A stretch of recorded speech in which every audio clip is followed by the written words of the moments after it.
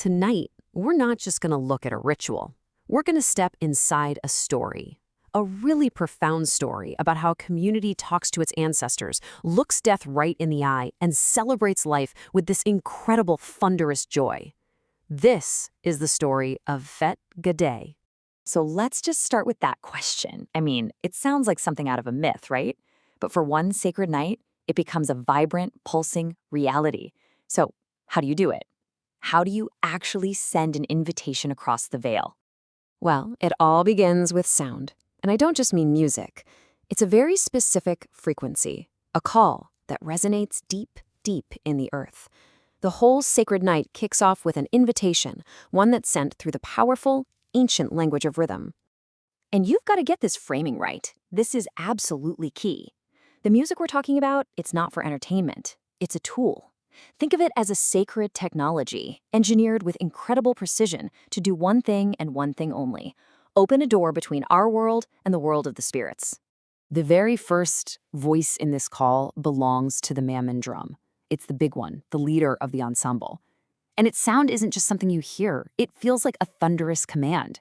Every single sharp, syncopated strike is like a word, a summons calling the spirits up from the underworld. And right there, supporting that main call, are the sagon and bula drums.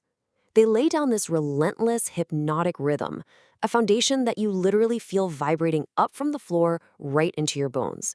It's this constant, unwavering hum that basically says, we're here, we are ready, we're waiting for you. So you have this whole soundscape building. The specific rhythm they're playing is called the banda. It's fast, it's infectious, and it feels just like a racing heart, full of life and anticipation. And then, cutting right through it all, you hear the ogan, an iron bell. It has this clang, kind of like a funeral knell, but here, it's not about an ending. It's a beacon. It's a lighthouse in the dark, guiding the Gede family home. Okay, so the music is building, the call has been sent. Now, the community responds, but not with words, with their bodies. They have to show the dead why it's worth coming back for a visit. And this is life's defiant dance.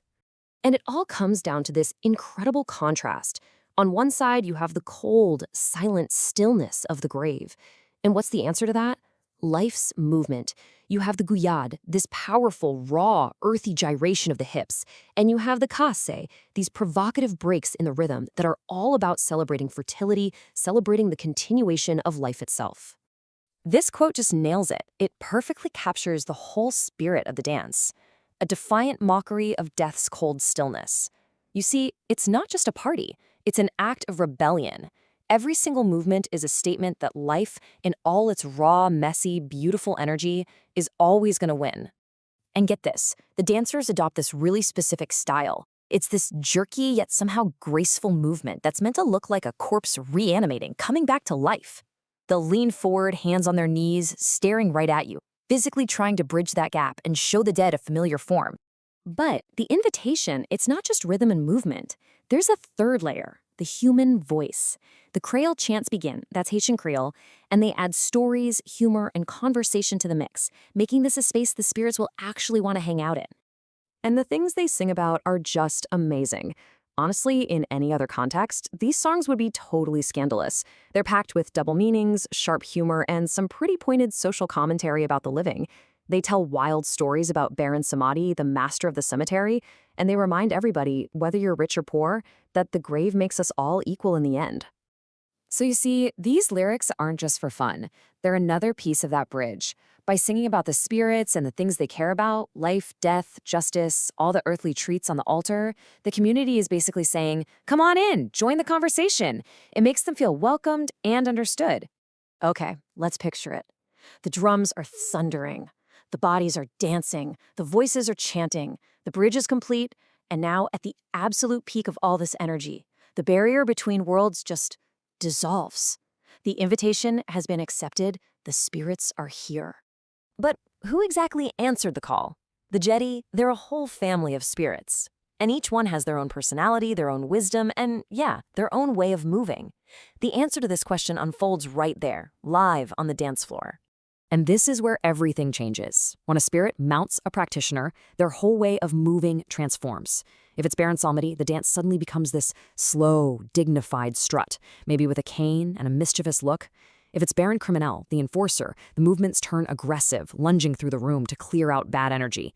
For Baron Lacroix, the movements become linear, restricted, almost like walking the narrow path of the grave. The dance floor literally turns into a living theater. What happens next is the absolute height of the ceremony. To an outsider, it might just look like pure chaos, but it's actually a perfectly controlled explosion of sensory experience, and it has one single purpose: communal healing. Just try to imagine it for a second. Your senses are completely overloaded. The air is thick with the smell of frankincense and the pungent spray of spicy pim rum. The sound is a constant wall of thundering drums, cut by sharp whistles and the crack of whips. And all you can see is a world of long, dancing shadows cast by flickering purple and black candles. And the ultimate goal of all of this, the sound, the scent, the movement, it all comes down to this one powerful word: liberation. The Gede spirits, with their raw, life-affirming energy, create a space where the living can just release it all, their grief, their fear, their sorrow, and dance it out. And you can actually see the proof of this liberation. It's profound. People who walk into the ceremony carrying this heavy weight of mourning are often found, by the end of the night, laughing and dancing like they don't have a care in the world.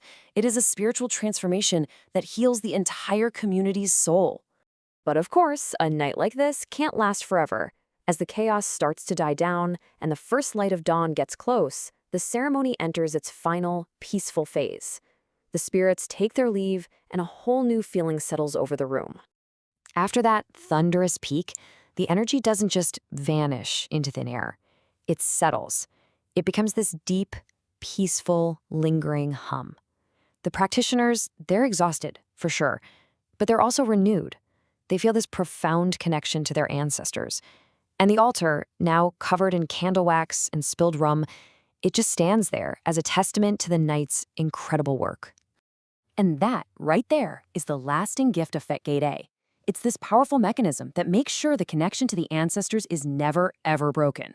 The wisdom, the strength, even the laughter of the past is brought right here into the present to nourish and strengthen the living for whatever comes next. So we end up right back where we started, with a question. After a night like this, where the dead literally dance among the living, where deep sorrow is transformed into pure laughter, that boundary, it becomes beautifully blurred. Fête Gede doesn't just ask the question, it gives us a stunning answer. Maybe, just maybe, they were never really separate at all.